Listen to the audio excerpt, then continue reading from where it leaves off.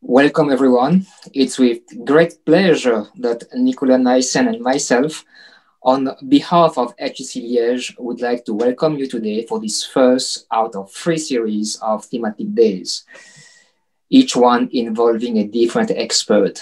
Our theme today would be that of digital transformation, which we define at HEC Research as any research that uses or exploits digital technologies and which has an impact on individual, society, and organizations, and which help us discover new insights to guide economics and management sciences.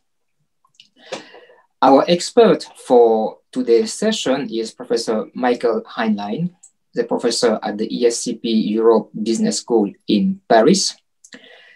His research can indeed be qualified as one which strongly involves digital technologies and fits very well with the theme of digital transformation.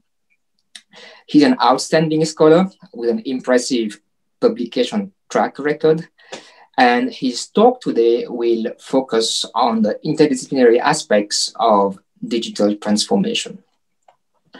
Before I give the floor to him, I would just like to tell you a bit of our procedure, how we're going to proceed for today. So his talk will last for around 30 minutes to 40 minutes. If you have any questions, you can ask those questions to him via the chat box. And at the end of his lecture, that is around 2:45 or 2:50, we would have a proper Q&A session. If you have questions, you can defer them to there if you want. May I also kindly request that you put your microphones on the mute mode while our guest speaker will be giving his talk. Professor Haenlein, the floor is yours. Welcome. Thank you very much. Let me start sharing my screen before I... Wonderful. So thank you very much for having me, and thank you for the kind introduction. Those of you who do not know me, I'm a professor of marketing at ESCP in Paris. And for the past, say, 10 to 15 years, my work deals essentially with the impact of new technologies on consumer behavior and customer relationship management. I started working a lot in the field of social media, and then I moved to digital transformation. Right now, I'm very interested in big data and artificial intelligence, as well as in influencer marketing. And we talk about all of these different topics over the next half hour. I'm trying to keep very close look on the watch to not go over the 30 minutes. So I should be done hopefully by about 14:40 or something. Good.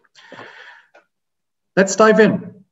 And as we mentioned, if you have any questions, you can ask them in the chat. So I have the chat open. I have the chat open next to me so I can see your questions. And if not, we have at the end, we should have ample of time to speak about any issues that you may have. Digital transformation is a topic that can be defined in multiple different ways. And there are actually papers about it, only about how to define it and what the best way of doing it is. In my own work, I have used 2 definitions which complement the one that was just presented that is used in your school. One is that digital transformation is the integration of digital technologies into all areas of society and the changes that result from this. Because very often we think that digital transformation only impacts companies, but it is much broader than that. And part of my research also deals with these broader issues. I try to come back to this at the end. Or you can also define it as the novel use of digital technology to solve traditional problems. In another article I wrote just recently, and where this talk is largely based on, we define it as a change in how firms employ digital technologies to develop a new digital business model that help to create and appropriate more value to the firm. And much of this talk that I'm giving is based on my research. You find the relevant references on the bottom of each slide. And do you want to have any of these articles and you have difficulties accessing them, you can always write me an email afterwards, no problem. An interesting question that you can ask is, why is this topic of digital transformation so widely discussed in these days? And I think there are three key factors that contribute to this really, really significant interest that we see in this topic. The first one is, well, as you might imagine, the emergence of digital technologies. And we can go relatively far back to this. So we can talk about the World Wide Web and the introduction of the World Wide Web that many of you may probably not even remember anymore, that has started this whole revolution. Smartphones, search engine optimization. Today, we talk a lot about cloud computing, speech recognition, cryptocurrencies, blockchain, Internet of Things, robotics. All these new technologies create challenges for firms because consumers expect firms to use these technologies, because startups may emerge that rely on these technologies, forcing incumbent firms to also adopt them. And by definition, relying heavily on these digital technologies leads to a digital transformation of every firm. Now, I spoke about startups a minute ago. This brings me directly to the second point, which is digital competition. And a lot has been talked about this, so I don't want to beat this horse to death. But companies like Amazon, Apple, Google, Facebook, Microsoft, Tencent, ByteDance, I mean, you name it, these companies create so fundamental disruptions for companies, for incumbent firms, that they have to adapt to this new world, whether they want it or not. You might see that recently Airbnb will soon finally have its IPO after it has been stopped due to the pandemic. And while Airbnb is probably not a digital company, as a platform company, it is a key example. And the story of Airbnb can be used as a wonderful example to show how an industry that used to be very slow moving and very traditional, hospitality management and accommodation and hotels, was forced to transform very, very rapidly. But as important as the emergence of new competitors is the change that we observe in the marketplace. Because even if there were no competitors at all, consumers expect these technologies to be used. There is a massive shift of online that we see. And again, people talk about this over the past decade or two. But what we have seen now during the pandemic, the massive shift towards online tools is unprecedented and will, by all likelihood, be one of the things that this pandemic has brought to the world that will have shaped the trajectory in a very, very fundamental way. The information availability. Imagine you go into a store and you want to buy a new TV and compare the way how you can inform yourselves about TVs or tablets or a self-robot that cleans your apartment compared to what your parents had in terms of information 10, 20, 30 years ago when they wanted to buy a new appliance. The amount of information that you have nowadays about everything that consumers have is unprecedented. And this leads to a lot of different changes that forces companies to adapt. Customization, we talk a little bit more about this, integrating the feedback that you get from consumers into the development of new products. And of course, mobile applications. My current research deals a lot with gaming. I won't talk about it today because we cannot talk about everything, but I'm doing currently a lot of research on video games, on mobile games, and how these games can and should be used, which is such a fundamental shift in which younger consumers and also older ones interact in the marketplace. And this combination of the emergence of new digital technologies, new digital competitors, and new digital types of consumer behavior are the reason that this digital transformation is a topic that is ongoing and relevant for any type of firm in more or less every type of industry. Now, in our own work, we classify different phases of digital transformation, and we call them digitization, digitalization, and digital transformation. Digitization is essentially the automation of routine tasks. Like if a company, instead of printing out and sending paper invoices, they send out invoices electronically. And of course, you can say it's a first step towards digital transformation, but in a certain way, it is a very, very small step. The next one is digitalization, which, for example, means using robots in the production or adding digital components to some form of product. I don't know, you're producing a car, you're producing a fridge, and you are adding some form of component to it that makes it a connected object. This is, of course, much further down the road to digital transformation, but it still is not transformation on a strategic level. And this is what we refer to in our work when we talk about digital transformation. It is really the focus on new business models, on seeing products and services differently and having a very, very fundamental transformation on a profound strategic level of the company. Now I'm coming a little bit to the topic of multidisciplinarity. This topic of digital transformation has by its nature been studied in all disciplines or in a lot of disciplines. In our article, we made a systematic literature review that looks into all of these different approaches in a little bit more detail. And you see that we find these concepts of digitization, digitalization, and digital transformation. We find them in information systems research. We find them in marketing. We find them in strategic management, in innovation management, in operations management. And this makes sense because if we assume that our discipline, the discipline of business research as a whole, tends to still be structured very much in silos. We are finance professors or strategy professors or IT professors or marketing professors. This whole idea of digital transformation goes horizontal in this logic. So it is natural that it touches every single field, and therefore it is natural that it lends itself very, very well to multidisciplinary research. And we talk a little bit more about the possible problems that such multidisciplinary research may have in the second part of this lecture today. Now, I talked a lot about strategy and how digital transformation means that you have to transform on a strategic level. In our work, what we do is we build on one of the most common ways of classifying strategy in marketing, which is the Ansoff matrix. And you may know the traditional Ansoff matrix. It's a concept that has been taught to you, I'm sure, at some point during your undergraduate studies.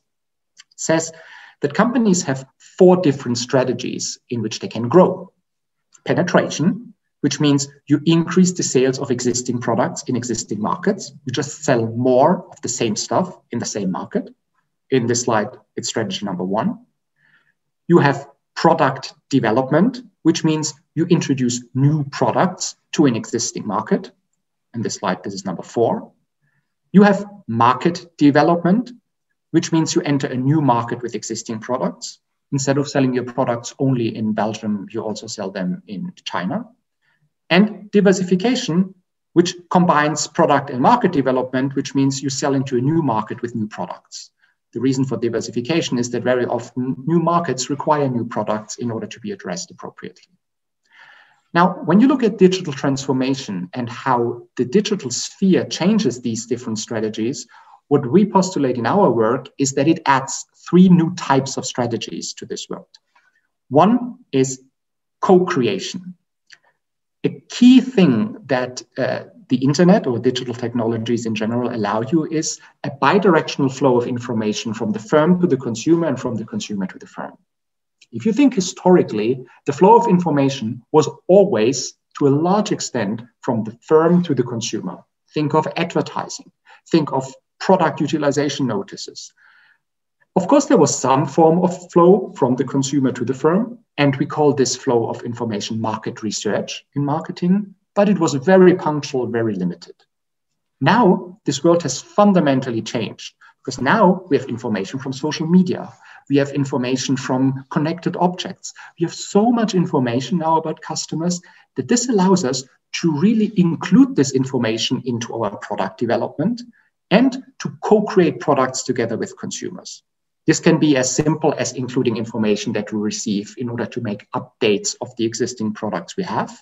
And it can be as complex as customizing products on a very small segment or an individual level in order to ensure that the products perfectly correspond, products or services perfectly correspond to whatever desire you might have.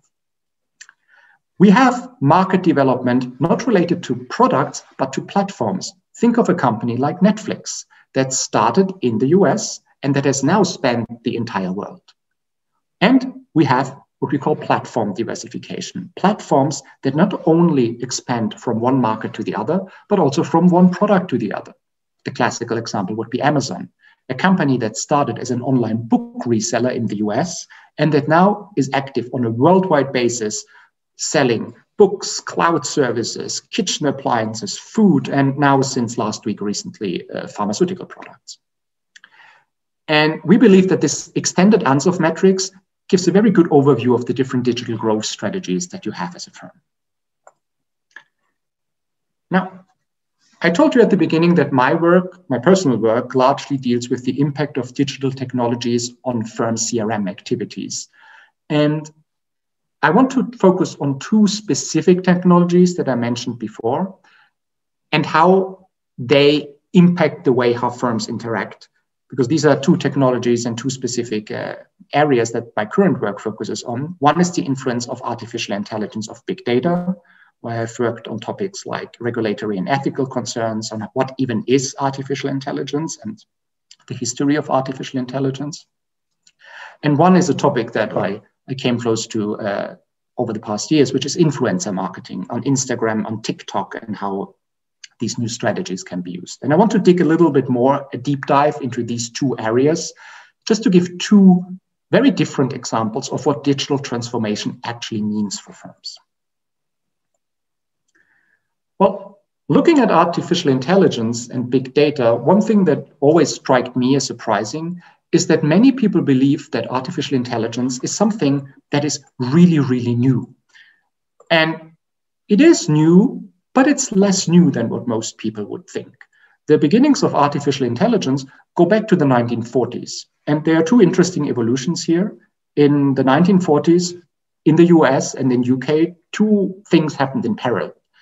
In the US, we had this person called Marvin Minsky, who was professor at MIT, and who was a big fan of science fiction novels, and specifically of the writer Isaac Asimov. Well, one of the short stories of Mr. Asimov is called Runaround, and Runaround defines what is called the 3 laws of robotics. Essentially the laws that robots have to follow in order not to harm humans. If you have ever seen any type of Marvel movie like Iron Man or however they're all called, usually problems appear with robots when a robot violates at least one of these rules. And Mr. Minsky was just fascinated by robots, by the ability of them taking decisions, and wanted to better understand what it actually means to think and to be intelligent. Now, in a very parallel and a very different setting in the UK, there was the person you see on the left, who was Alan Turing. And Mr. Turing was a mathematician hired by the UK Army in order to break a code used by the Germans during the Second World War. The code was called Enigma. And the Enigma code was relatively sophisticated in a sense that it was very hard for humans to break it. So what Mr. Turing did, he built essentially the first computer based on a machine called the bomb, which is in the middle, which was based on a Polish machine. Now, what Mr. Turing found so fascinating is that there is this thing, this machine. Nowadays, this machine, which fills an entire room, and some of you may know the movie The Imitation Game, which is based on this, seems like incredibly simple and not powerful at all. But for Mr. Turing, it was a machine that was able to do some things that human cannot do. And this made Mr. Turing question, what does it even mean to be a human? Because humans are generally really bad in judging what it means to be intelligent. What humans often assume is that tasks that are complicated for them also need to be complicated for computers. And when a computer can do a task that seems complicated for a human, humans very often assume that the computer can also do every other task that seems simple for human.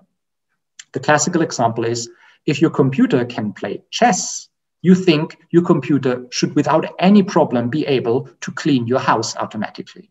Now, we have chess computers since a relatively long time, and nowadays chess computers are so advanced that they can beat any human. But all of you who have like an automated vacuum robot, like a Roomba type of thing, they know that apparently we still haven't figured out how to make these machines not run into your walls and into your furniture. So clearly there is a gap between these things. But still, this work of Minsky and Turing created a whole interest in artificial intelligence in the 60s, leading to something called expert systems, and to the question, what does it mean to be intelligent? And the most classic definition is what is called the Turing test.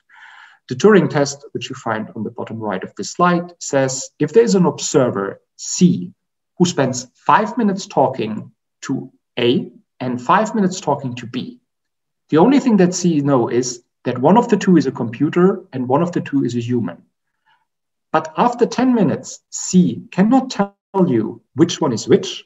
The computer is artificially intelligent because he managed to cheat a person into believing that the computer were human. Keep this definition in mind. We come back to it in a couple of minutes.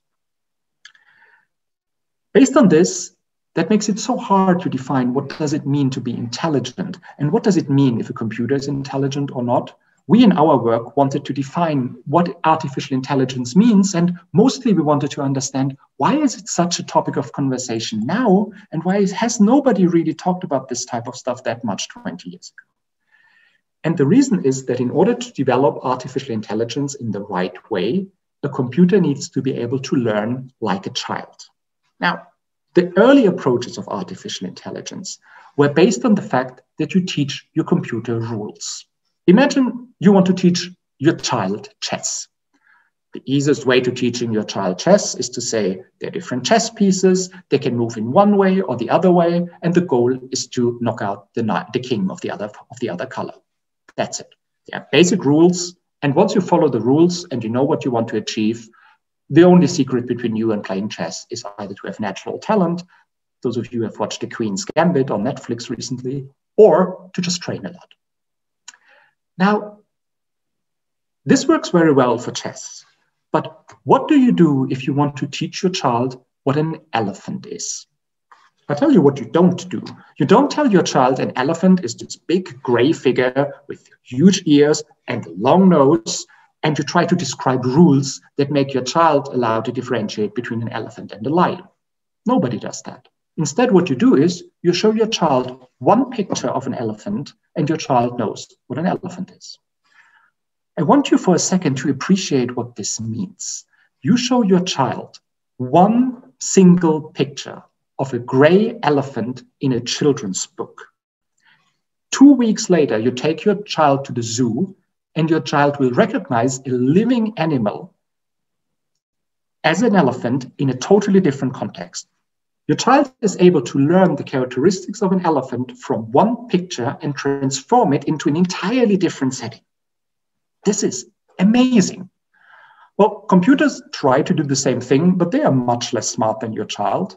So what computers need, they need millions and millions of data points in order to learn how an elephant looks like. Millions of labeled data points, one showing an elephant, one not showing an elephant. And at the end, you try to understand what an elephant is. We didn't have this data in the 80s, 90s, or 2000. We only got it now, where we start having big data. Now, managers, I mentioned at the beginning the problem of co-creation and that firms did not really have information from the marketplace. And this was true in the past. Now we have exactly the opposite problem. We have too much information from the marketplace. Managers are overwhelmed by the amount of data they get. This is what we call big data. You know, big data is characterized by, usually it's called the 4 V's. There's volume, there's a lot of data, there's velocity. This data changes incredibly often. Look at how many comments you get on Facebook, Twitter, Instagram, if you're a company that has some form of consumer product. There's huge variety. Big data is numbers, text, pictures, and videos. We know surprisingly little about how to analyze everything else except numbers and probably text. We're pretty good at analyzing numbers. That's called statistics. We are doing this for hundreds of years, essentially. We are becoming decent in analyzing text, although most text mining approaches are still relatively in their infancy. We have very, very limited knowledge on how to analyze pictures. This is really just starting. And about videos, we have more or less no idea whatsoever. The amount of information that is still embedded in Instagram and YouTube, to give you 2 examples, and that we don't know how to analyze is incredible. And there is the 4th way, which is called veracity, which means that it is very hard to identify whether a data point is true. Because as long as the thing is online, it can either be true or not. The only ability that we have to identify what true means or not is through context, which brings us to the whole issue of fake news, for example, but it's a topic for another day. Now, based on this, how we define artificial intelligence is that an AI system needs to be able to interpret external data, to machine learn from such data, and to use those learnings to achieve specific goals and tasks. The best example is your smart speaker, your Google Home, for example. Your smart speaker can understand what you say, interpret external data, transform your words into text, learn what that text means, switch on the lights, switch on the music, and then follow actions based on this of switching on the lights and switching on the music. And that is what we call artificial intelligence. Now, what you have here on this slide is pictures. And I want to give you a quick chance of closing your eyes and imagining if you did not have the two titles that you have on top of the slides. And I would have simply asked you which of these pictures have been made by humans and which ones have been made by AI. You probably would have had a very hard time deciding which one is which. I'm sure if you look at the paintings on the left side of this slide, you would have believed some of them might have been made by humans. And if you look on the paintings on the right side of this slide, you would have believed some of them have been made by machines. Although everything on the left is based on artificial intelligence and everything on the right is based on humans. And it is this what I mean with the Turing test. We are now at the point where we are no longer sure. We have artificial intelligence systems that are able to make strategic decisions for firms. I'm coming back to the topic of digital transformation, that tell firms in HR, for example, which candidate should be recruited, which candidate should not be recruited. That tell in the legal system, judges proposing based on the characteristics of a case and analyzing a long history of previous cases, which type of ruling should be given in a certain case. In art, we have artificial intelligence algorithm that can generate artificial pictures that are really hard to differentiate between human-made pictures. And this is the world we are now. And the real discussion that we have and that many companies are struggling with right now is, what does this mean for us? What does artificial intelligence mean for retailers, for example?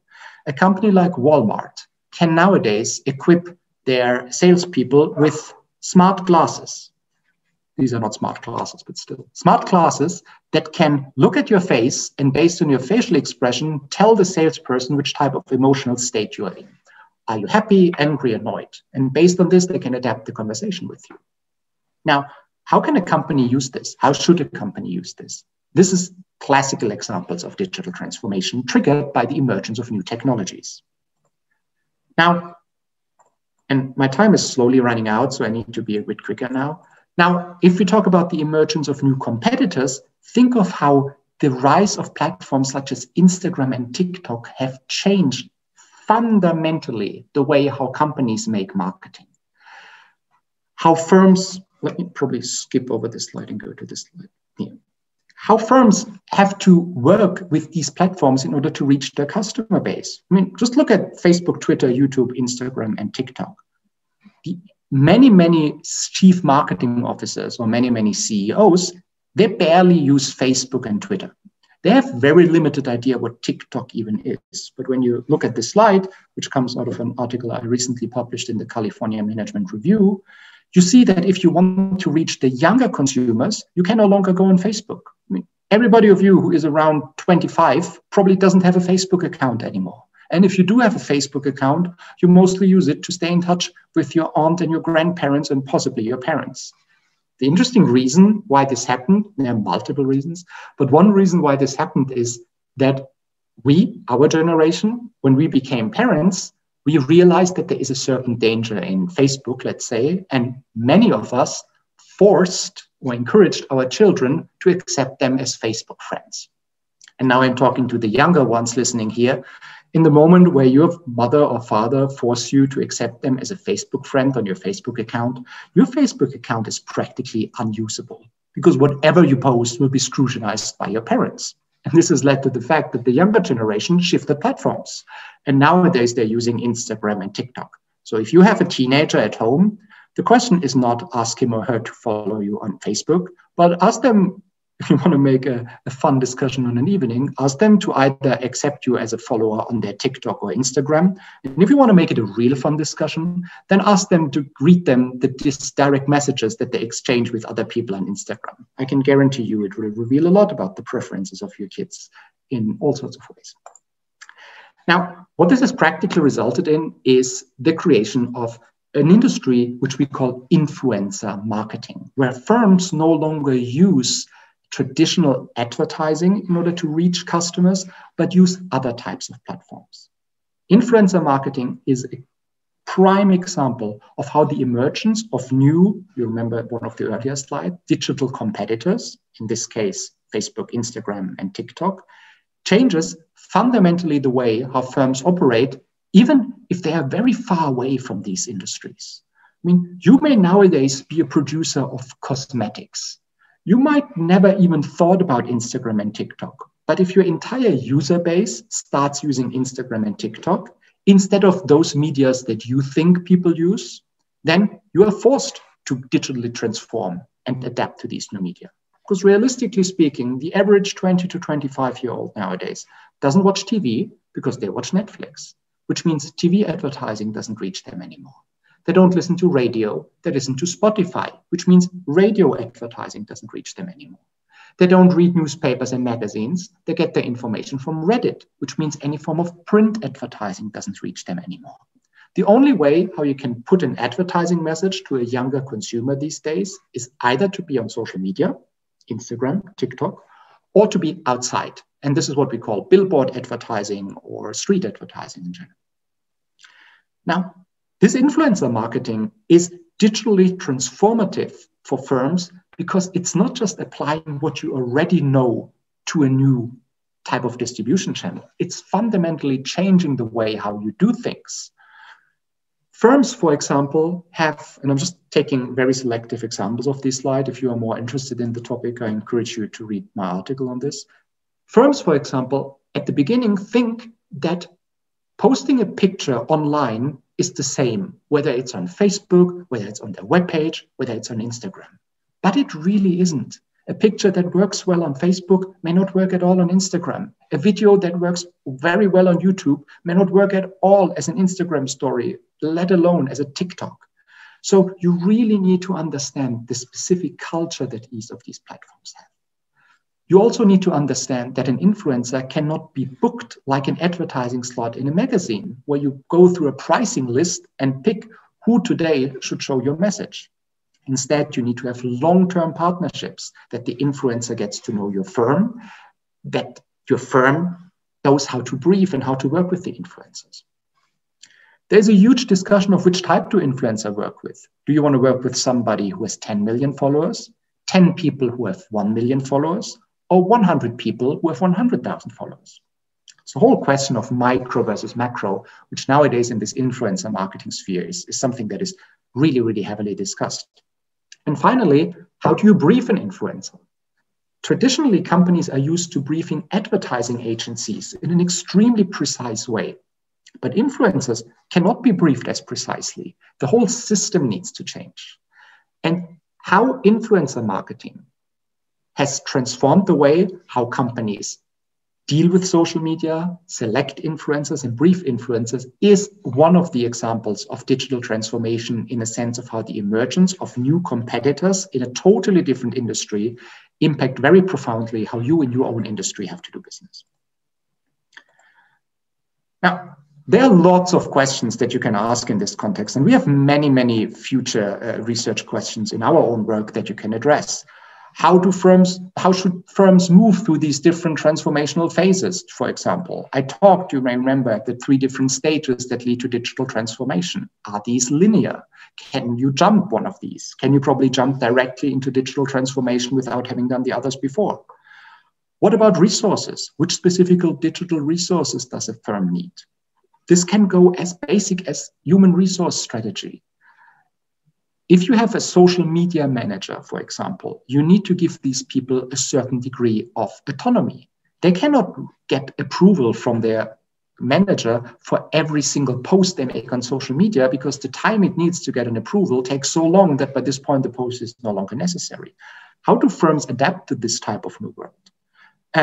What about digital networking capabilities of creating networks of companies, of suppliers?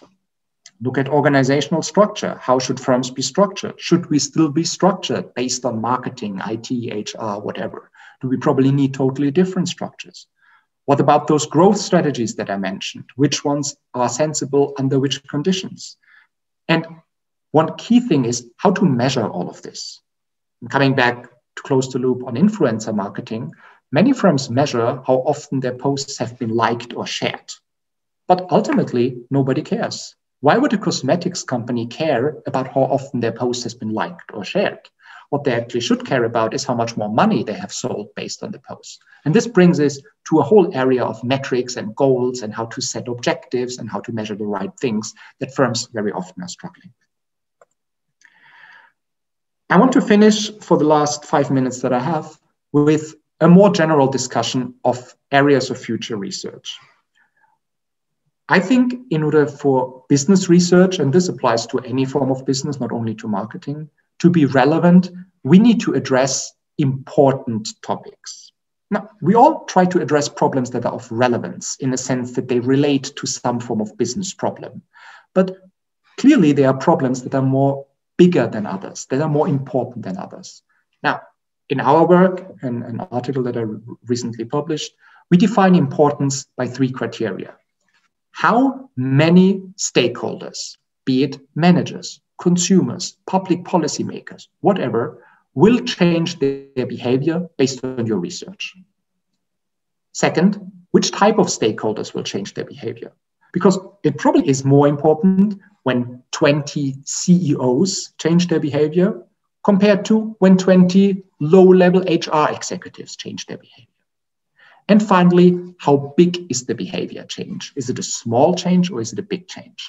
And if you want to think about interesting areas of future research, and this applies to digital transformation or to research in general, you need to ask yourself, before you start doing research, will my research impact a lot of people, ideally people of high level, and make them change their behavior in a significant way?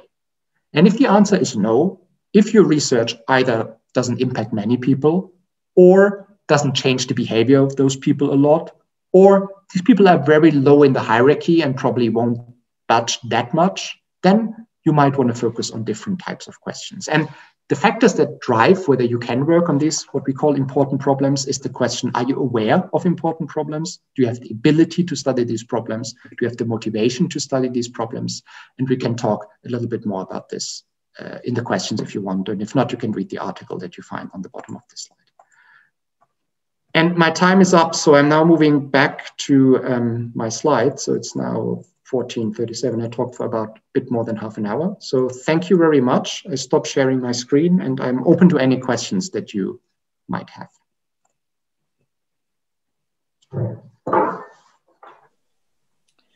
Thank you very much, Michael, for this very insightful talk. And if any members of the audience have any questions, please feel free to ask them. And don't forget to unmute your mic before you speak. Thank you.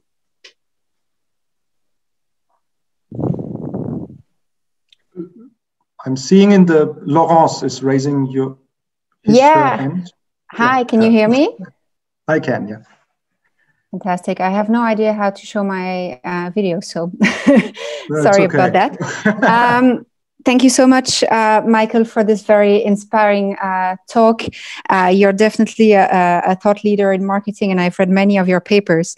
I was wondering, you discuss influencer marketing, and you say that it's really a new and innovative way in which marketers can address their audiences.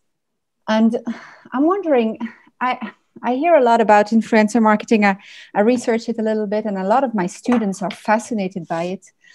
And I really wonder to which extent it's not a bit devious in a way, and almost unethical to be using influencers, which are human beings and that are often quite vulnerable in the face of what we expect from them and in the face of what their follower base are going to say about them. I was wondering what were your thoughts on that, because that really raises a big issue for me. Let me, it's a good question. And let me give you 2 answers to it. One point that is very often listed in this context is that it might be perceived as deceptive. That's a very big comment. And that you also is reflected in a lot of law making and laws that have been come up with. So the key focus at this point is we have to be very clear when we pay an influencer to promote a product, because otherwise we would deceive users on let's make it easy, Instagram as one example, to believe that somebody endorses a product, although they are only getting paid for it. And there are a lot of laws about disclosure deal with that type of problem. And while I agree that this is important, I think for the younger generation, this is not necessarily the critical issue. Because every young person, and even every not so young person who goes on Instagram, they know that Instagram is used for influencer marketing. And they know that when somebody speaks a lot about a product, this person probably got paid in one way or the other.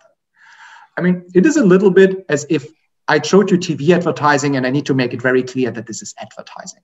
So this is one issue and it's discussed tremendously. And while I agree it's important, I don't think it is the most pressing issue. What is the most pressing issue is what you mentioned, namely this world of Instagram and TikTok. And we see it especially now in the Corona pandemic. The amount of teenagers that have, I don't even know which word to use, that have flown into TikTok in the past months is crazy. I think every second 16-year-old around the world has decided a couple of months ago to become TikTok famous and trying to make dances and things and whatever. And I think what these people don't know and what we as a research have not focused on yet is the tremendous amount of mental strain that this puts on people. Exactly. We see, well, we, and also the people who want to become influencers, what they see is they see the output. They see that Michael, I'm giving you an example out of my own Instagram because sometimes I get stuff from firms. They see that Michael gets invited for a dinner or that Michael gets a free pair of headsets to use, for example. And I'm really not an influencer in the sense that my life is very much impacted by this. But what you don't see is that the guy or girl who got invited for a free cruise vacation has to get up every day at 5 o'clock, needs to be available essentially 24/7 to answer comments, and this is probably the direction your question was going to, has to share every single aspect of their life with the world. The amount of vulnerability that this creates and psychological stress that this creates is crazy. We know very little about this. The only indication that we have is two. One is more and more consumers create second and third Instagram accounts. It's a big trend that we see. It used to be already a trend some years ago. It was called Finsta, fake Instagram account. And nowadays, many 20-year-olds would have two Instagram accounts. One in which they show the face that they want the public to see, and one where it's a much more restricted audience, only the very close friends where they actually show their honest face. And when they have a bad day, they also post them having a bad day, which they would never post on their main Instagram account. That's one thing that we see. And another thing that we saw is, I'm not sure if you followed, but Instagram decided in some countries, the US mostly and in Canada, a couple of months ago to remove the likes. Yep. So when you upload a picture on Instagram, people no longer see how many people have liked it. This has literally put people into depression because they ejected so much of their self-worth to the number of likes they get, that taking this away from them has had huge problems. So I agree, many psychological and ethical issues that people often don't talk about and that are totally under-researched. Does this answer your question, Laurence?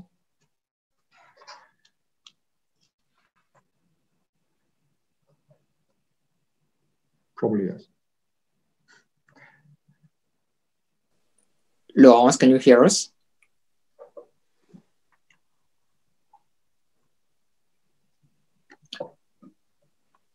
I think she's still here. Laurence?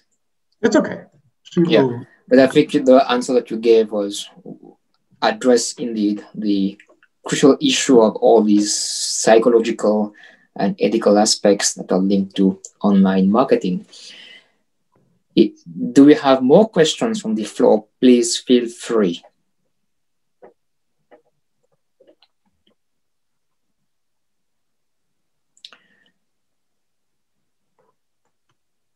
Then if I may ask you a question, unless anyone from the floor has questions to ask you, with regards to this, especially to the point that was raised in the previous point about the psychological and legal implications of digital marketing, especially, when it comes to teaching, not to research, and maybe partly to research as well, but when it comes to teaching explicitly, don't we need to stress on those aspects during the lectures that marketing professors give to warn their students that they should have to be cautious about using all these technologies because they can have drastic, well, not drastic, but severe psychological and legal impact? So first of all, I'm looking at the chat and I'm seeing William's question. I'm answering it afterwards. So I'm having it in front of me. So give me a minute. Now to Ashwin, to your question. I personally am not in favor of the fact that we should teach legal aspects, mostly because for me, legal is something that is changing very fast and that is very dependent on the context. So I personally, in my teaching, do not include legal aspects because it's just a too far moving target and too technical. It's not important, but I think it's a whole separate discipline in a certain way. Now, what is important is the whole ethical aspect of this and the amount of questions that we have to ask ourselves. It's such a long list of questions. Just give you two examples. Algorithmic bias. Amazon wanted to improve the effectiveness of their HR system. And one thing that they did is they simply analyzed characteristics of employees when they apply. Essentially, they didn't do it exactly this way, but to give you an idea, they went through the past 20 years of hiring decisions at Amazon. They took out every CV that somebody sent them when they applied. They followed those people who have been hired and wanted to identify what makes a successful person. Because they thought, why can't we formalize this, develop an AI system based on this, and then we could use this system to automatically screen CVs based on the most successful criteria. Well, one simple problem that happened is that Amazon in the past had a tendency to hire men over women. A little bias, a tiny bias of gender in hiring decisions. But a tiny bias in gender hiring decisions can become a huge formalized bias when you use artificial intelligence. So what the algorithm essentially said is that essentially being a woman penalizes you. So only hire men. A similar example we have when self-driving cars started to get implementing facial recognition systems, or even when your iPhone developed facial recognition. The early databases for facial recognition included a disproportionate amount of white men, which means facial recognition tended to work really bad for everybody non-white and everybody non-male. Tiny bias in the input data, huge bias in the outcome. This question of algorithmic bias, how to measure it, how to overcome it, is a technical question as much as it is an ethical question, and a topic that probably we need to discuss, that our students become aware that an algorithm is not unbiased. To the contrary, that an algorithm amplifies bias that is present in the input data, for example. Another example is responsibility. We are still relatively far away from self-driving cars, but imagine tomorrow self-driving cars would roll out and your self-driving car kills a person on the street. You're driving with your self-driving car from Belgium to France, and on the way, your car kills a person. Whose fault is it? Is it the fault of the car producer who did actually the car? Is it the fault of the artificial intelligence software company who developed the software?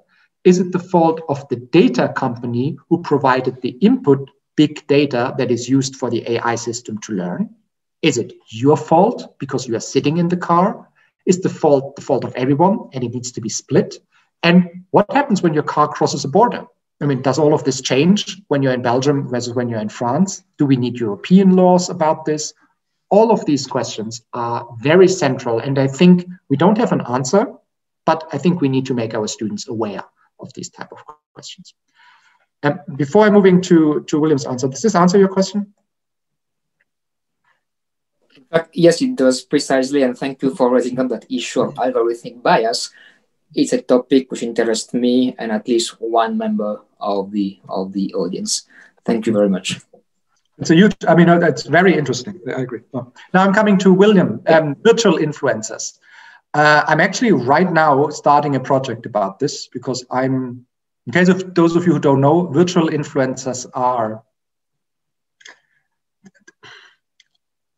let's say robots, but they are not robots, artificial personalities that act as influencers.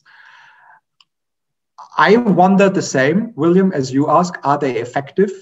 I think they are, but I don't know why and how it's the case. So right now I'm doing research, and literally I started it a month ago. I have my second conference call tomorrow about this with my co-author team to understand under which conditions do these virtual influencers work. Does it depend on the type of product? Does it depend on the type of platform?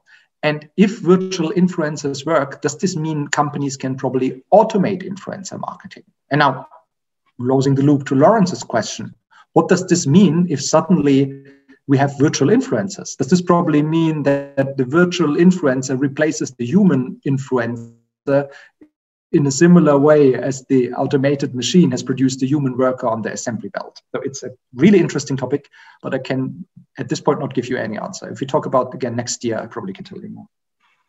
So I not even ask William whether this answers your question, because I know it doesn't, but I'm sorry, I don't know yet.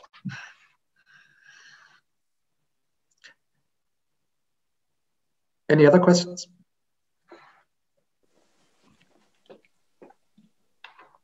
Please feel free.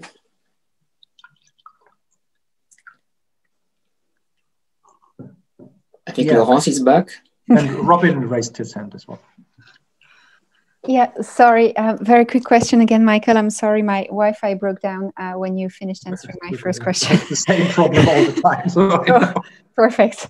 I'm using the ENSOF matrix in my classes as well, and I was really happily surprised that you have an extended version of it.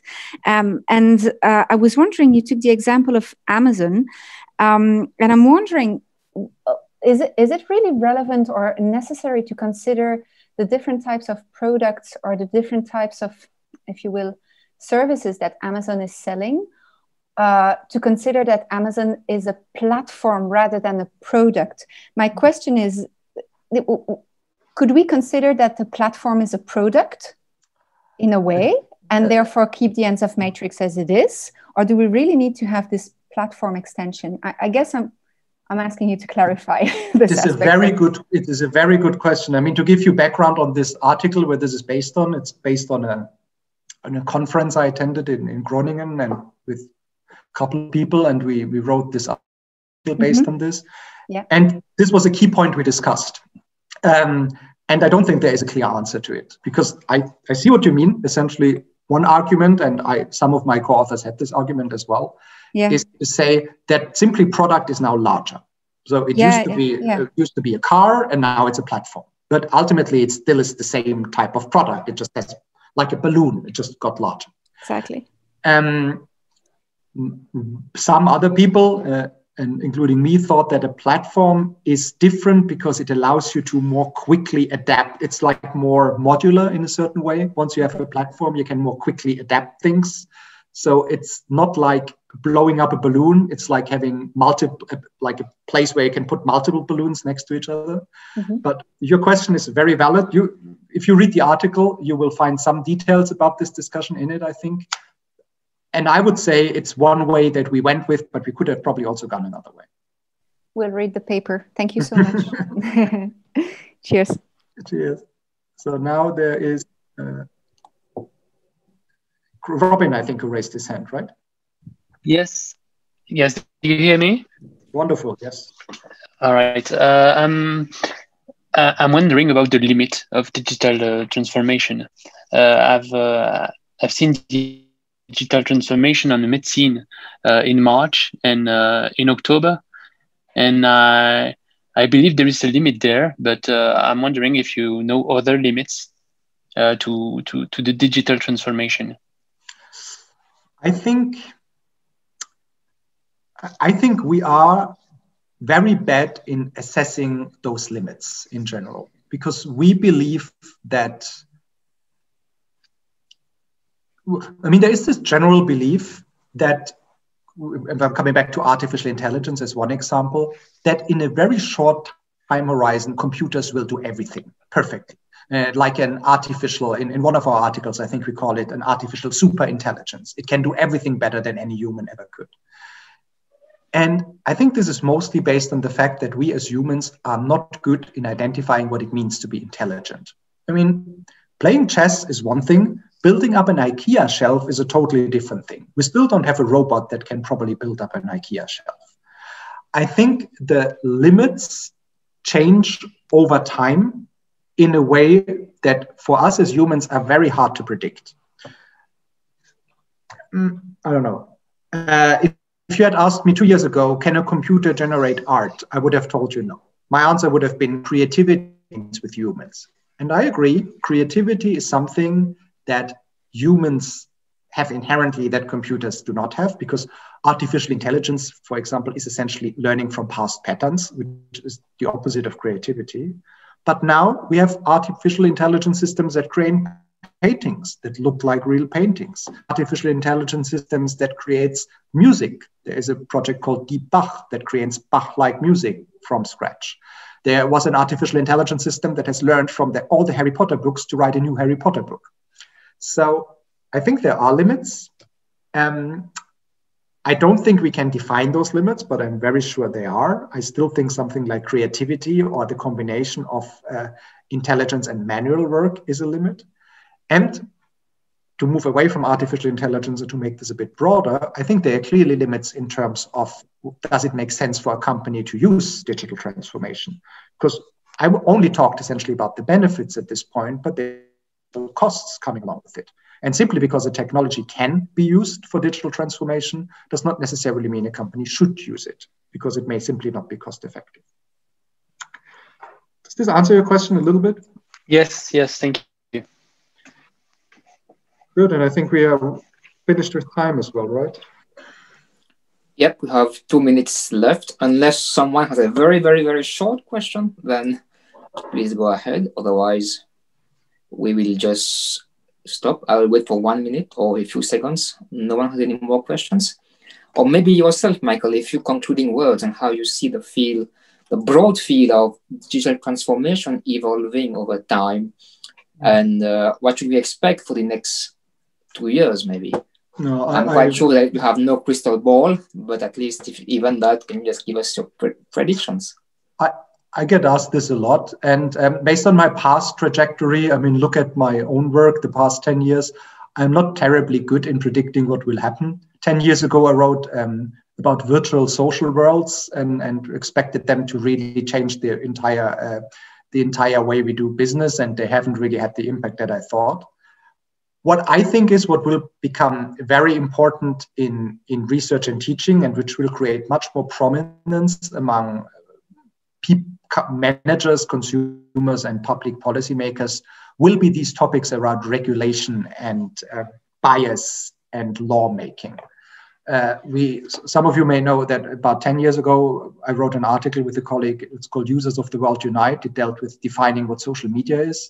And very recently, we wrote an article about the topic Rulers of the World Unite, where we talked about the need for regulation and the need for understanding better the consequences of new technologies. And I think this is what we will see in the next years.